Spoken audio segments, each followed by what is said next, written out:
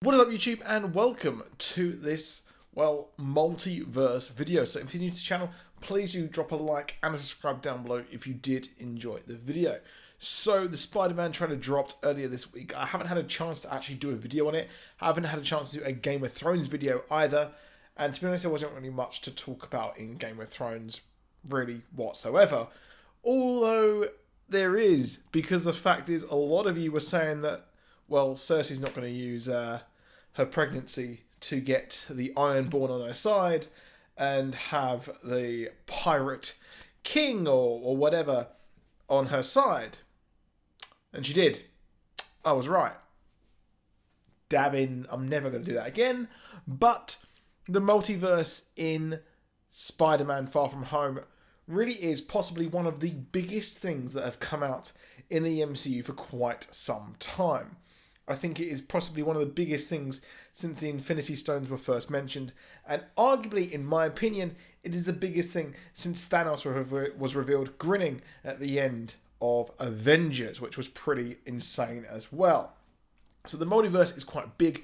Just a few changes have actually happened because the MCU actually had its own designated Earth. So if you don't know, in the comics, each Earth has a different number. You'll know that, of course, if you're a DC fan as well, with the 52 Earths. But here, Earth in the comics was Earth 616. Earth of the MCU had a different Earth, and that Earth is a different universe. So it's really a designation for each universe. Now, it's most odd because we do have Dr. Beck say that, well, at least Mysterio mention that this is Earth 616. So this is the prime Earth, so to speak, for everything in the multiverse. And of course, he does mention that Thanos, when the snap happened, this actually created a rip in reality. And they were able, or at least we'll find out possibly, how he was able to come through over to our Earth. Now, it's kind of odd they didn't mention this in Avengers Endgame, because I would expect that Rocket Raccoon, of all people, would recognise that this huge energy has actually ripped a hole in space-time. Now, that is a reasonable kind of like, well, why did they mention it in Endgame of all things? Possibly, it might be due to the fact that we had one snap, we had another snap, which was with Professor Hulk, and then we had a third snap with Iron Man at the end of Avengers Endgame. So it might be just the fact that it was 3 snaps causing 3 huge amounts of energy signatures, causing all of that, which finally led to the tear in the space-time continuum, and of course the rip of fabric of reality itself. So with that in mind, we have 3 snaps causing that. So that plot hole is kind of filled there with that, in my opinion. Of course, conjecture and speculation as always, because we don't actually know. But I am super hyped for Spider-Man Far From Home, because Homecoming is my favourite MCU movie by far. Of course, the rest of them are really good. I'm not gonna deny on that one. But Endgame may get close to it if I'm going to go see it again on Saturday, because it's been booked up at my local cinema every day since it has come out. So I'm finally going to get to see it on Saturday, which I cannot wait. But the multiverse is big. And I mean big because there's not a particular limit on the amount of Earths there actually are.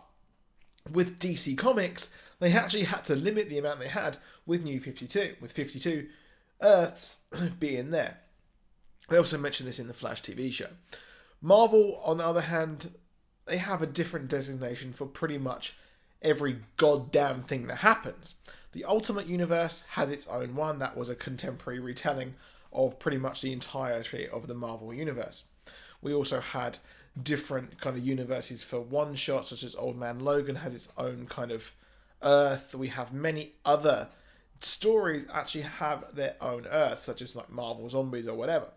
Now, in, I believe it's 2012, we had Secret Wars. Now, slowly, the Marvel Comics world was crashing into each other, and there was a decimation.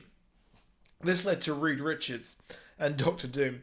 They were both trying to work a way how to fix reality, and all these kind of worlds were crashing into each other and it was creating a problem. This led to the battle worlds, where we had many different worlds kind of spread across different parts of, well, the world. So different Earths had their own part on one particular world. This led to a convergence, and we had one singular universe, and that converged with the Miles Morales Ultimate storylines as well into one Earth. Now, I'm not saying that's going to happen anytime soon. I can't see it happening really at all, because really many of us wondered, where does Endgame go next? Or where does the MCU go next? Because they can then spread out into the multiverse. Now, this is quite big, because many characters are actually good and bad on different Earths. In the Ultimate Universe, the Maker, aka Reed Richards of the Ultimate Universe, another Fantastic Four, he's evil. He's a bad guy. He's a bad dude. But in obviously Earth 616, he's a good guy. Now, obviously, Mysterio, many of us wondering what the blazes is actually going on, because it looks like we're actually on the side of Mysterio. It looks like Mysterio's on our side.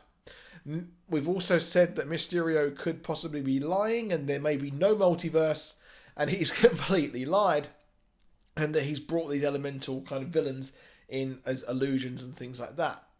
So there is, let's just think about that for a minute. That could possibly happen. But it may be the fact that the Mysterio from Earth 616, we haven't seen him yet, and he is evil. So that would make sense. And then the good guy is, of course, our boy, our dude, Beck, from his own Earth. This leads to the fact that Thanos can come in, many other characters can come back, but they'll just be from a different universe. That is really, really cool in my opinion, and that's what I really, really like. Now the question is, has the changing of the realities, like such as Captain America staying in the past, has that created a new Earth, a new reality, and are we in a new Earth? No, I don't really think that's possibly happened, but there is a story to tell there with Peggy and what has actually happened. So I'd be very curious to see where they go with that. Now, the different universe is a big thing here, because we can actually have the X-Men appear, and if one character is coming from the multiverse, well, many others can follow. So many other characters such as the Fantastic Four and the X-Men who haven't actually been incorporated into the MCU just yet, but they will be because of the Fox merger.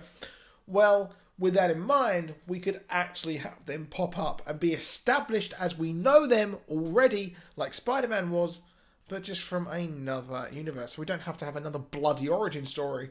We get a proper and true story. Now, it's really cool here that the Ancient One actually mentioned that, well, it's different realities that get created when they mess with time and things like that.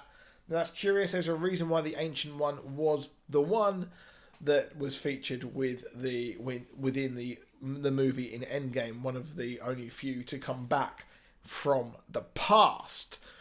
So the multiverse was actually mentioned in Doctor Strange, so that kind of leads me to believe that maybe it is actually real, and, well, if it's been mentioned in the past, they're picking up in the future, and they'll probably go on in the future as well with this and kind of own this, so to speak. The multiverse is very curious, because now we can have our own live action version of the Spider-Verse, which would be insane, and we can have the true story of the multiverse, or the Spider-Verse at least, because the one we got, of course, with Into the Spider-Verse, amazing, one of the best movies I've ever seen, one of the best comic book movies of all time, but it's not the Spider-Verse story, not by any way, shape or form. And it'll be very interesting to see if we see a different, or if we see the one that we had in the animated version pop up in a future Spider-Man movie, and we do a full live action version of that. But the multiverse is a big possibility, and maybe Mysterio will see an evil version of him, and maybe we'll see actually a real version of the Mandarin as well. But Iron Man's dead, so that's no chance to ever get Trevor Slattery to return or have any sort of version of the Mandarin whatsoever. But it opens up the possibilities. The possibilities are completely and utterly endless for this And I'm really very, very excited because the multiverse, yes, the Fantastic Four and the X-Men, I think, are going to come from the multiverse. But that is it for this video. Please drop a like. Please subscribe. See you soon. Goodbye.